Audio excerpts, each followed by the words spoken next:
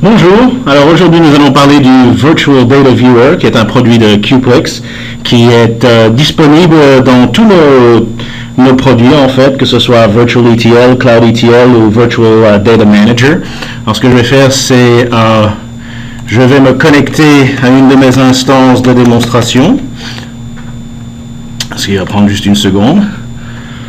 La première chose que je veux faire, c'est m'assurer que mes connecteurs sont correctement connectés, et ce qu'on appelle Application Software Blades, qui sont juste à gauche ici. Et je vais prendre deux sources, donc deux logiciels, disons par exemple NetSuite et Salesforce.com. Je vais m'assurer d'abord qu'ils sont connectés correctement, et on veut voir que c'est Enabled et Started ici, c'est la même chose pour Salesforce.com bien sûr.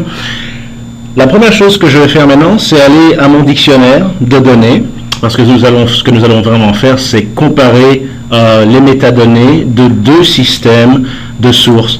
Donc la première chose que je veux faire, c'est aller à mon dictionnaire de métadonnées, et je veux regarder, prenons un des deux logiciels ici, disons NetSuite, et ce que ceci va me donner, c'est en fait une couche d'objets, donc Entity et Fields ici, l'un Accounts par exemple les comptes, et ainsi que les Fields qui sont donc les fichiers qui sont en dessous.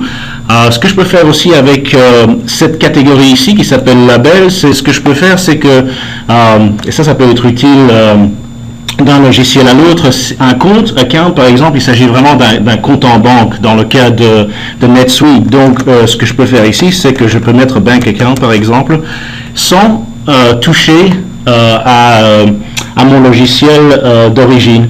Donc je ne fais aucun changement ici. Maintenant, d'où vient vraiment la puissance de la technologie ici et du logiciel, c'est qu'on puisse comparer deux systèmes de sources, l'un à côté de l'autre en une seule vue en fait. Et ce que je peux faire pour ça, c'est donc comparer, compare. Ce que je peux faire, ensuite je vais aller ici vers Entity Types et compare two Entity Types. Donc deux, l'une à côté de l'autre. Ça va ouvrir une fenêtre ici où je peux faire ceci. Donc je vais prendre mon premier système qui est NetSuite. Et en fait, ce que je regarde, ce sont les clients, donc customers, ça c'est ce qui correspond à un compte du côté Salesforce.com. Et je vais prendre Salesforce de l'autre côté ici.